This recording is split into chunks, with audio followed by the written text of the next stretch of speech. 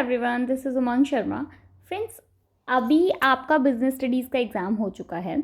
आपका एग्ज़ाम बहुत अच्छा हुआ होगा और मतलब अब हम उसके बारे में सोचना छोड़ते हैं। अभी आपका 13 को अकाउंटेंसी का एग्ज़ाम होने वाला है ना। अकाउंटेंसी के एग्ज़ाम आज आपको जब वीडियो मिलेगा तो डेट है 9, तो 9, 10, 11 और 12 आपके पास 4 दिन है और 4 दिन एक क्विक रिवीजन के लिए काफ़ी होता है। आप में से जितने भी बच्चे मेरे वीडियोस देख रहे हैं या आप जिनको शेयर करेंगे वो सारे बच्चे, आपको जिस भी टॉपिक पर एक क्विक रिवीजन वाला वीडियो चाहिए आप मुझे कमेंट सेक्शन में बता दो, हम एक बार डिस्कस कर लेंगे, ठीक है।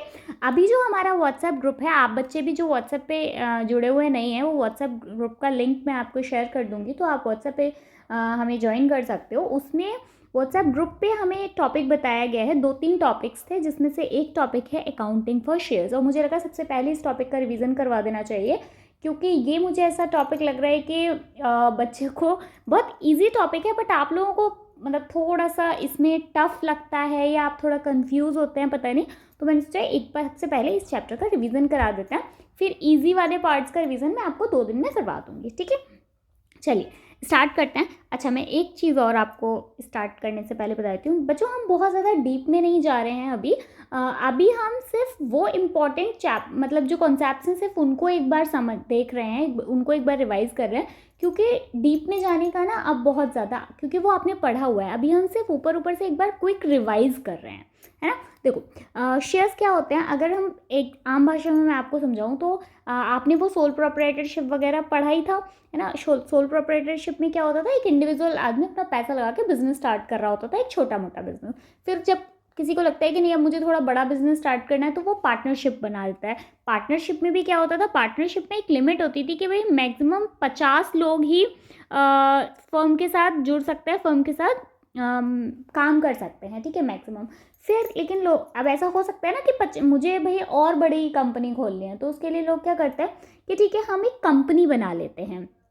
अब बात ये आ रही है कि कंपनी जो होती है वो क्या करती है कि शेयर्स क्या होते हैं, तो कंपनी जैसे बड़ी कंपनी होगी वो पैसा कहाँ से लाएगी, क्या एक इंडिविजुअल पर्सन या कंपनी के सिर्फ 200-250 लोग क्या इतना पैसा अरेंज कर सकते हैं, और अगर अरेंज कर भी सकते हैं तो भी कुछ लॉज हैं, कुछ नियम हैं, कुछ कानून हैं जिनके हिसाब से आपको पब्लिक में पैसा पब्लिक को आपको शेयर्स देने पड़ेंगे और आपको पब्लिक से पैसा कलेक्ट करना पड़ेगा। अच्छा, एक चीज़ और समझना है यहाँ पे आप लोग कि इसके लिए कंपनी क्या करती है कि पब्लिक को इनविटेशन भेजती है, किस चीज़ का, कि आप मेरी कंपनी में पैसा लगा सकते हो और उसके बदले का जो प्रॉफिट होगा आपका वो मैं आपको दूंगा, ठीक है। यहाँ तक कोई कंफ्यूजन नहीं होना चाहिए। अब जो इम्पोर्टेंट बात आती है वो ये आती है कि आपसे मान लीजिए ये पूछा जाए कि कंपनी जो है वो किस किस तरीके से पैसा कलेक्ट कर सकती है, कहाँ कौन से सोर्सेज हैं उसके पास पैसे को कलेक्ट करने के लिए। तो देखो कंपनी के पास जो है,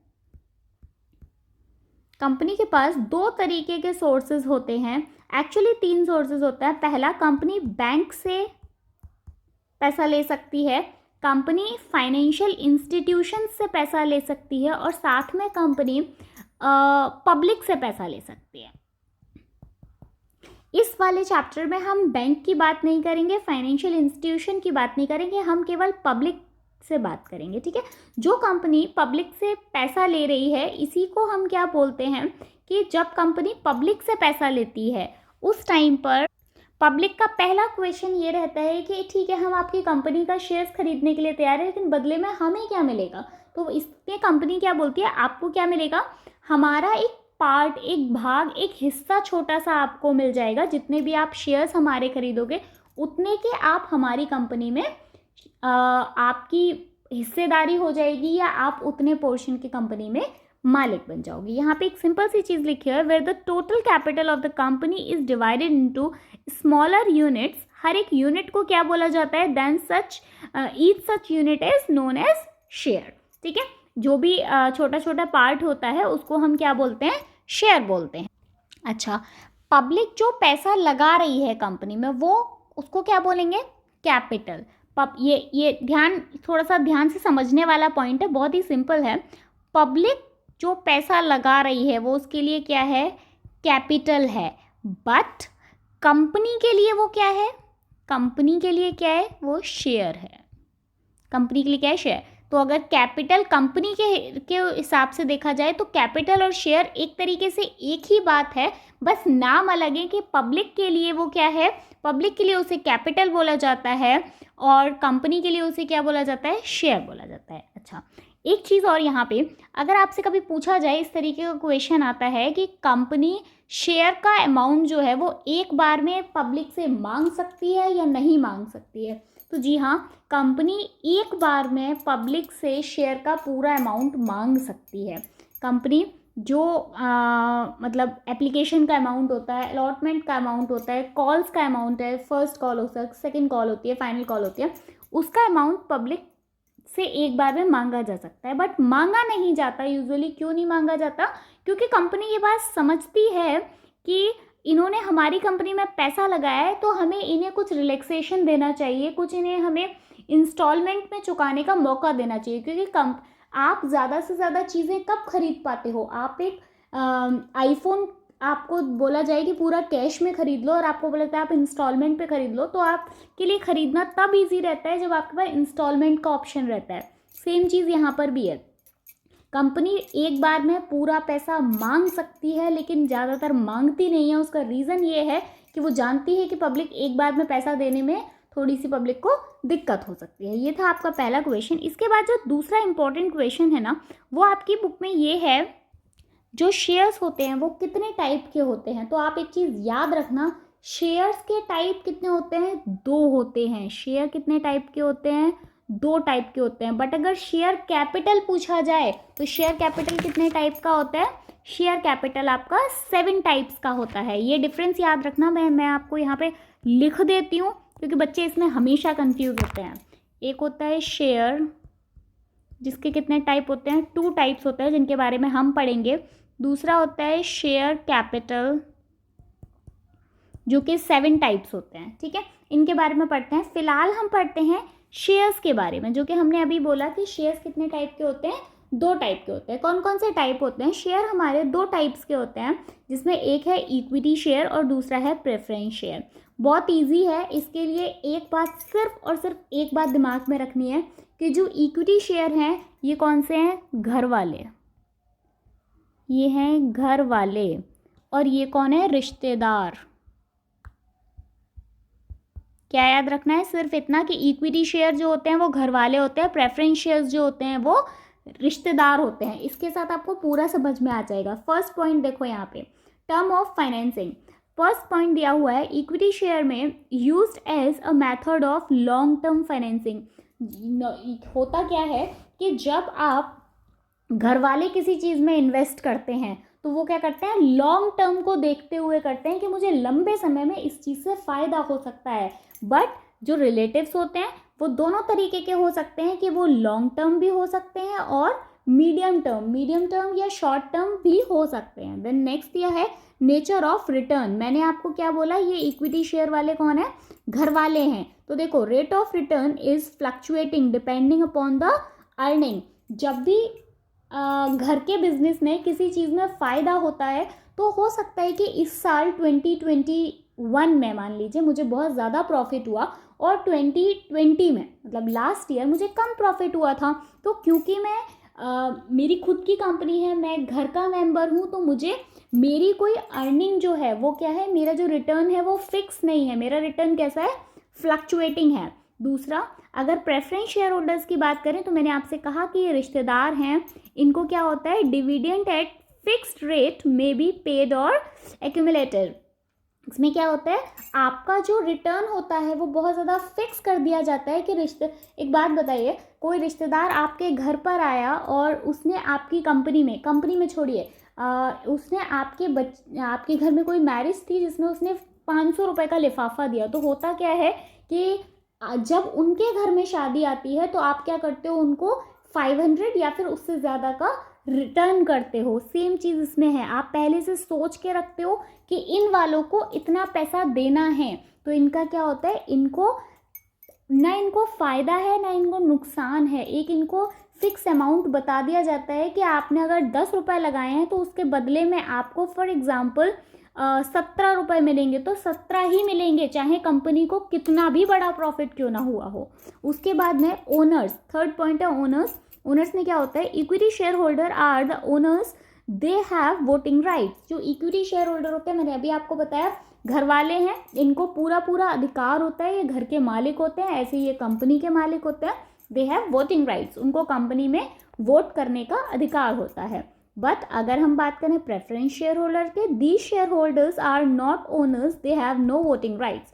ये कंपनी के शेयर होल्डर्स नहीं है और इनको कंपनी में वोट करने का कोई अधिकार नहीं होता। आगे, type of investors, suitable for those investors who are adventurous by nature. ये अच्छा पॉइंट है, समझना इन दोनों के डिफरेंस को। देखिए, एक है मिस्टर एक्स और एक है मिस्टर वाई।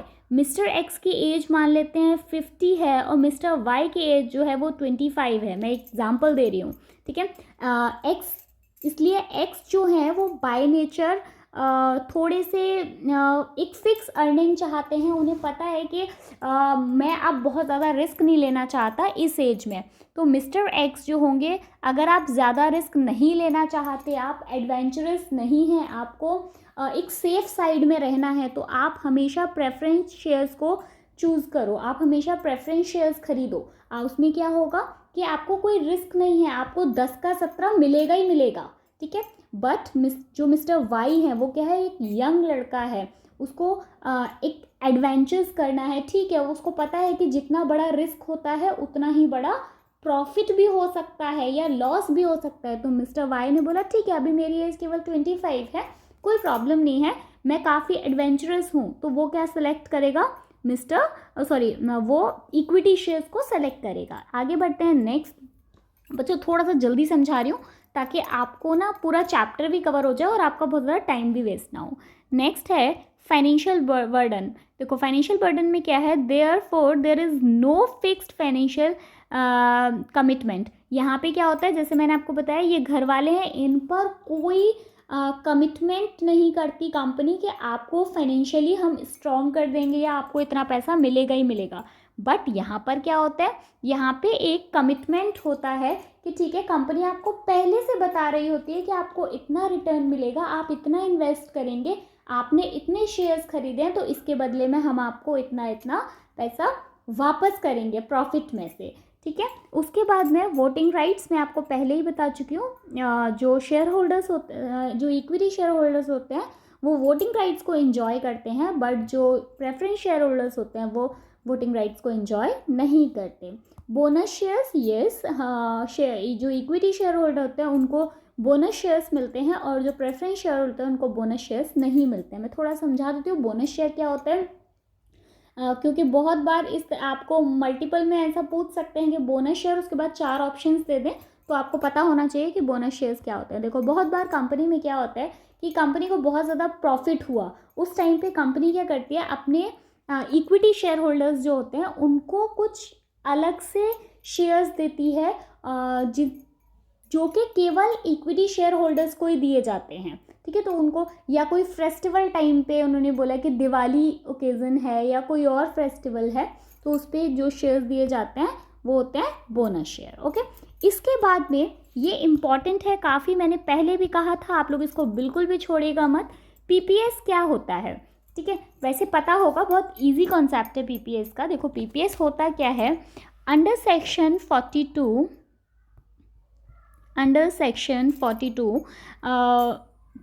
जो कंपनी होती है, देखो मैं इसको देखो अंडर सेक्शन 42 क्या होता है कि कोई भी कंपनी से मतलब यहाँ पे कंपनी लिस्टेड कंपनी भी हो सकती है और अनलिस्टेड कंपनी भी हो सकती है। कंपनी लिस्टेड हो या अनलिस्टेड कंपनी हो, वो क्या करती है, कुछ सेलेक्टेड लोगों को इनविटेशन देती है, या आप उसको ऑफ़र भी बोल सकते हैं। इनविटेशन देती है किस चीज़ के लिए, कि आप हमने कुछ शेयर्स इशू किए हैं जिसको आप सब्सक्राइब कर सकते हो। मैंने क्या बोला, आप एक वर्ड पे ध्यान देना, मैंने यहाँ पे बोला कि कुछ स्पेशल लोगों को, कुछ सेलेक्टेड लोगों को। अब वो सेलेक्टेड लोग कौन हो सकते हैं, वो सेलेक्टेड लोग हो सकते हैं म्यूचुअल फंड्स हो सकती हैं, या फिर इंश्योरेंस कंपनी हो सकती है। ठीक है, कौन कौन, सॉरी, म्यूचुअल फंड हो सकते हैं या फिर इंश्योरेंस कंपनीज हो सकती हैं। पब्लिक कंपनियों ने कुछ, मैं फिर से एक बार समझा देती हूँ, अंडर सेक्शन 42 कंपनी लिस्टेड हो या अनलिस्टेड हो, वो एक इनविटेशन देती है म्यूचुअल फंड्स को या फिर इंश्योरेंस कंपनीज को कि आप हमारे यहाँ आओ और हमारे जो शेयर्स हैं आप उनको परचेज कर सकते हो, आप उनको खरीद सकते हो। ठीक है, अच्छा एक चीज़ और मुझे बताओ कि यहाँ पे अब बात यह है कि म्यूचुअल फंड या इंश्योरेंस कंपनीज ये डिसाइड करती हैं कि हमें उनके शेयर्स लेने भी है या नहीं लेने। ये पूरे तरीके से कंपनी, म्यूचुअल फंड्स या जो इंश्योरेंस कंपनीज होती हैं उनको, उनका डिसीजन होता है कि वो उसमें इन्वेस्ट करना चाहती है या नहीं करना चाहती है। अच्छा, एक ध्यान देने वाली चीज़ यहाँ पे है कि पीपीएस के थ्रू एक कंपनी जो होती है वो अपने एक फाइनेंशियल ईयर में, वो एक फाइनेंशियल ईयर में मैक्सिमम 200 म्यूचुअल फंड या फिर 200 इंश्योरेंस कंपनी से ही फंड रेज कर सकती है। समझ में आया? एक फाइनेंशियल ईयर में इंश्योरेंस मतलब या तो इंश्योरेंस कंपनी से फंड रेज कर रही होगी या फिर म्यूचुअल फंड से कंपनी फंड रेज कर रही होगी। कितने? मैक्सिमम 200 कंपनी से ही फंड रेज किया जा सकता है। ठीक है, प्राइवेट प्लेसमेंट समझ में आ गया। कुछ सेलेक्टेड लोग कौन, म्यूचुअल फंड या फिर इंश्योरेंस कंपनीज को इनवाइट किया जाता है, उनको एक ऑफर दी जाती है कुछ कि आप हमारे शेयर्स खरीद सकते हैं, हम डिस्काउंट पे दे रहे हैं, या जो भी कुछ उनको ऑफर्स देते हैं उसको, तो उनको क्या बोलते हैं? पीपीएस बोला जाता है। आपको पीपीएस की फुल फॉर्म पता होना चाहिए, प्राइवेट प्लेसमेंट ऑफ शेयर्स। इसके बाद जो दूसरा इंपॉर्टेंट टॉपिक है, एम्प्लॉय स्टॉक ऑप्शन प्लान। क्या होता है employee stock option plan? Easy है, देखो यहाँ पे, मतलब मैं पूरी थ्योरी तो आपको यहाँ पे नहीं पढ़ा रही हूँ, आप चाहें तो यहाँ से पढ़ सकते हैं, मैं आपको लेकिन समझा देती हूँ कि ESOP क्या होता है। ESOP employee stock option plan क्या होता है? देखो, कंपनी के लोगों को, जो कंपनी में लोग काम कर रहे हैं, मान लीजिए कंपनी है, कंपनी में 400 लोग काम करते हैं, तो एक बात बताइए, क्या कंपनी को मतलब अपने जो उनके एम्प्लॉयज़ हैं उनके लिए भी कुछ करना चाहिए? कंपनी सोचती है हमें अपने एम्प्लॉयज़ के लिए कुछ करना चाहिए, और अपने एम्प्लॉयज़ के लिए क्या करती है कंपनी? एक स्कीम बनाती है जिसमें वो अपने एम्प्लॉयज़ को शेयर्स दे रही होती है एक विशेष डिस्काउंट पर, जो कि पब्लिक के लिए नहीं होते, जो कि आम पब्लिक के लिए नहीं होते। अगर मैं उस कंपनी के एम्प्लॉय हूँ तो वो जो ऑफ़र होगी, वो जो डिस्काउंट होगी, वो केवल मुझे मिलेगी। ठीक है, इजी है, इससे ज़्यादा इसमें कुछ भी नहीं है। ESOP क्या होता है कि आपको जो कंपनी के अंदर एम्प्लॉयज़ काम कर रहे हैं उनको एक बहुत ज़्यादा डिस्काउंट पर, मतलब एक अच्छे खासे डिस्काउंट पर, जैसे फॉर एग्जांपल अगर वो बाहर पब्लिक को वो शेयर्स 10 रुपये का दे रहे हैं, तो कंपनी को जो एम्प्लॉय हैं उनको बोलेंगे हम आपको 7 का देंगे या 8 का देंगे, यानी उनको 2 या 3 रुपये का डिस्काउंट दिया जाएगा। इसको क्या बोलते हैं? ESOP। ठीक है, चलो आगे बढ़ते हैं। नेक्स्ट देखो, उसके बाद में आप एक, मतलब मैं आपको बोलूँगी कि आप एक वो वाला ज़रूर याद रखिएगा, मैंने आपको बताया था कि शेयर्स कितने टाइप के होते हैं? 2 टाइप के होते हैं, इक्विटी और प्रेफरेंस, जिनके बारे में ऊपर पढ़ चुके हैं। अब हम इशू ऑफ शेयर्स के बारे में पढ़ लेते हैं। मैंने आपको बताया इशू ऑफ शेयर्स जो होते हैं वो 7 टाइप्स के होते हैं। पहला कौन सा होता है? जो हमारा फर्स्ट टाइप होता है वो होता है ऑथराइज्ड कैपिटल। ऑथराइज्ड कैपिटल मैं आपको बता देती हूँ, मतलब मेरी राइटिंग का थोड़ा इशू है। ऑथराइज्ड कैपिटल क्या होती है? देखो, ऑथराइज्ड कैपिटल को 2 और डिफरेंट नामों से भी जाना जाता है। जो कौन कौन से नाम हैं? ऑथराइज्ड कैपिटल को 2 और डिफरेंट नाम से जानते हैं। पहला रजिस्टर्ड कैपिटल और दूसरा नॉमिनल कैपिटल। ठीक है, याद रखना, ऑथराइज्ड कैपिटल के 2 और नाम है, रजिस्टर्ड कैपिटल और नॉमिनल कैपिटल। जब कोई कंपनी बनाता है, जब कंपनी बनती है उस टाइम पर क्या होता है? 2 डॉक्यूमेंट्स बनते हैं। कौन कौन से 2 डॉक्यूमेंट्स होते हैं? MOA, जिनके बारे में आपको पता होना चाहिए, और दूसरा है AOA। दो डॉक्यूमेंट्स बनते हैं, एमओए और एओए। इनमें क्या लिखा जाता है? एमओए में लिखा जाता है कि कंपनी का नाम क्या है, कंपनी क्या काम करने वाली है, कंपनी क्या प्रोडक्ट बनाती है, वो सारी चीज़ें, कंपनी के क्या राइट्स हैं, कंपनी कंपनी की कैपिटल कितनी है, ये सारी चीज़ें एमओए में लिखते हैं। एओए में क्या लिखा जाता है? एओए में लिखा जाता है अच्छा, कंपनी का जो ऑब्जेक्ट होता है ना, कंपनी के कोई कंपनी किसी न किसी ऑब्जेक्ट के साथ काम कर रही होती है, कुछ उद्देश्य होता है काम करने का, वो हम एमओए में लिखते हैं। एओए में क्या लिखते हैं? किस उद्देश्य से कंपनी मतलब किस तरीके से कंपनी अपने उद्देश्य को पूरा करेगी, वो कहाँ लिखा जाता है? वो एओए में लिखा जाता है। Okay, clear? ये यहाँ से बस इतना ही पूछा जाएगा, इससे ज़्यादा यहाँ से कुछ भी नहीं पूछेंगे। इसके बाद में जो इशू ऑफ शेयर्स का जो दूसरा वाला पॉइंट है वो क्या है? Issued capital. दूसरा टाइप है इशूड कैपिटल। हाँ भाई, इशूड कैपिटल क्या होता है? देखो, इशूड कैपिटल क्या होता है? ऑथराइज्ड कैपिटल का वो हिस्सा जो पब्लिक को खरीदने के लिए अवेलेबल है। ठीक है,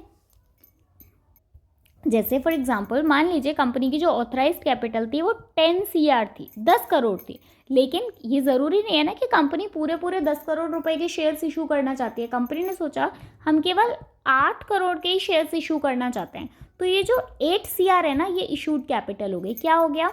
ऑथराइज्ड कैपिटल का वो हिस्सा या वो भाग जो पब्लिक को खरीदने के लिए या परचेज करने के लिए अवेलेबल कर दिया गया, उसको हम क्या बोलते हैं? Issued capital. इसके बाद में नंबर 3 आ जाता है आपका सब्सक्राइब्ड कैपिटल। सब्सक्राइब्ड कैपिटल क्या होता है? सब्सक्राइब्ड कैपिटल, सब्सक्राइब्ड कैपिटल जैसे ऑथराइज्ड कैपिटल का या इशूड कैपिटल का, आप बोलिए इसको इशूड कैपिटल का वो हिस्सा जो कि पब्लिक खरीदने के लिए तैयार हो गई है, परचेज करने के लिए तैयार हो गई है। जैसे आपने 8 CR के 8 करोड़ के कैपिटल इशू की, लेकिन ये ज़रूरी तो नहीं है ना कि पब्लिक को सबके लिए आपको एप्लीकेशंस भेज दे। पब्लिक ने जो एप्लीकेशंस भेजी वो आपके पास भेजी 5 करोड़ की, ठीक है। तो ये जो 5 CR है ना, ये क्या है? ये सब्सक्राइब्ड कैपिटल। सब्सक्राइब्ड कैपिटल क्या हुआ? सब्सक्राइब्ड कैपिटल इशूड कैपिटल का वो हिस्सा या वो भाग जो कि पब्लिक खरीदने के लिए तैयार है, उसको क्या बोलते हैं? Subscribed capital. अच्छा, यहाँ सब्सक्राइब्ड कैपिटल को आप ऐसे बोल सकते हैं एप्लीकेशन मनी। एप्लीकेशन मनी वही तो होता है जो कि कितनी एप्लीकेशंस आई, है ना, तो ये हो गया एप्लीकेशन मनी। उसके बाद नंबर 4 पे कौन सा आ जाता है? Called up capital. Called up capital क्या होता है भाई? कॉल्ड अप कैपिटल होता है इशूड कैपिटल का वो हिस्सा जो कंपनी हमसे मांग रही है। जैसे एप्लीकेशन आपने भेजी, उसको क्या बोला हमने? Subscribe capital. अब उसके बाद क्या होता है? कुछ महीने बाद, 2 महीने बाद, 3 महीने बाद कंपनी आपसे अलॉटमेंट का पैसा मांगती है। वो क्या होता है? Called up. और वैसे भी नाम से पता चल रहा है, इसमें कोई कंफ्यूज होने की ज़रूरत नहीं है। जो आपसे कंपनी कॉल कर रही है, जो कंपनी आपसे मांग रही है, उसको हम बोलते हैं कॉल्ड अप कैपिटल। और जो नहीं मांगा गया है वो अनकॉल्ड कैपिटल, ठीक है। ये अलॉटमेंट। उसके बाद में number 5 called up capital, hope आपको समझ आ गया होगा। सीधा है इशूड कैपिटल का वो हिस्सा जो कि कंपनी हमसे मांग रही है, हमसे मतलब पब्लिक से डिमांड कर रही है कि भाई अब आप आ जाओ और अब आप अलॉटमेंट का पैसा हमको दे दो। उसके बाद में नंबर 5 है paid up capital. Paid up capital क्या होता है? पेड अप कैपिटल होता है जो पब्लिक ने पे कर दिया है। पेड अप मतलब जो कंपनी पे कर चुकी है। जैसे होता क्या है, आपने मान लीजिए कंपनी ने आपको, कंपनी के जो शेयर्स थे वो थे मान लीजिए यही 5 CR के। तो ऐसा तो होता है ना कि सारे लोग, कुछ ने पैसा नहीं दिया किसी रीज़न से, शेयर्स के पैसे उन्होंने नहीं दिए, तो होता क्या है, जितने पे कर दिए गए हैं पब्लिक से उनको हम बोलेंगे पेड अप कैपिटल। उसके बाद में number 6 uncalled capital. Uncalled capital वैसे तो मैंने ऊपर ही समझा दिया था, फिर से समझा देती हूँ। जैसे जो मांग लिया गया था उसको अलॉटमेंट, मतलब जो मांग लिया गया उसको कॉल्ड अप कैपिटल। जो मांगा गया तो अलॉटमेंट मांगा गया, उस टाइम पे क्या नहीं मांगा गया, फर्स्ट कॉल नहीं मांगी गई या सेकंड कॉल नहीं मांगी गई, तो इनको क्या बोलेंगे, जो नहीं मांगा गया उसे अनकॉल्ड कैपिटल, सीधी सीधी बात है, ठीक है। उसके बाद नंबर 7 क्या है, रिजर्व कैपिटल। रिजर्व कैपिटल क्या होता है, देखो रिजर्व कैपिटल ये होता है कि कंपनी आपको स्टार्टिंग में ये बता देती है कि भाई हम ना जो आपकी जो भी फाइनल कॉल है उसका पैसा हम आपसे नहीं मांगेंगे। कंपनी बोलती है जो फाइनल कॉल है उस हमको आप एप्लीकेशन भेज दो, अलॉटमेंट भेज दो, फर्स्ट कॉल भेज दो, बट आप हमें सेकेंड और फाइनल कॉल का पैसा हम आपसे नहीं मांगेंगे। तो क्या कंपनी कभी भी रिजर्व कैपिटल का पैसा नहीं मांगती? ऐसा नहीं है, कंपनी वो पैसा मांगती है। कब मांगती है? जब कंपनी बंद हो रही होती है, बाइंड अप के टाइम पे। कब मांगती है? बाइंड अप के टाइम पे। अच्छा, अब यहाँ पर क्वेश्चन ये बनता है कि क्या कंपनी, अगर मान लीजिए कोई कंपनी ऐसी है जो कभी बंद ही नहीं हो रही है, जो कंपनी बंद नहीं हो रही है, तो तब तक वो पैसा आपसे नहीं मांगेगी। और बाइंड अप के टाइम पे मांगा गया रिजर्व कैपिटल से कंपनी क्या करती है? कंपनी अपनी लाइबिलिटीज़ को पूरा करती है। कंपनी के ऊपर जो लाइबिलिटीज़ होती है, कंपनी उनको आपसे रिजर्व कैपिटल मांगकर उनको चुका देती है, ठीक है। मुझे लगता है कि मैंने अभी आपकी 26 मिनट्स हुई हैं, 26 मिनट्स के अंदर हमने पूरा चैप्टर कवर कर लिया है। इससे ज़्यादा इस चैप्टर में से डिटेल्स में कुछ भी नहीं आएगा, ठीक है। आप सिर्फ इतना पढ़ लीजिए, आपका एग्ज़ाम अच्छा होगा। तो ऑल द बेस्ट बच्चों। और भी कोई टॉपिक है जो आपको समझ नहीं आ रहा है, आप कमेंट सेक्शन है, आप मुझे उसमें बता सकते हो, हम लोग डिस्कस कर लेंगे, ठीक है। आपके पास अभी 3 दिन है, बल्कि 4 दिन है, आप जब भी बोलोगे हम डिस्कस करेंगे। मिलेंगे नेक्स्ट वीडियो में, तब तक के लिए bye, thank you so much. और हाँ, अगर अभी तक आपने चैनल सब्सक्राइब नहीं किया है तो प्लीज़ सब्सक्राइब करके बेल आइकन को प्रेस कर लो, ताकि आप भी मुझे बता पाओ कि आपको क्या चीज़ है, कौन सा टॉपिक है जो आपको समझ नहीं आ रहा है, जिसको हमें डिस्कस करना है, और जब मैं उस टॉपिक का वीडियो बनाऊँ तो आपके पास नोटिफिकेशन पहुँच जाए। मिलेंगे नेक्स्ट वीडियो में, तब तक के लिए bye, thank you so much, all the best बच्चों, ऑल द बेस्ट।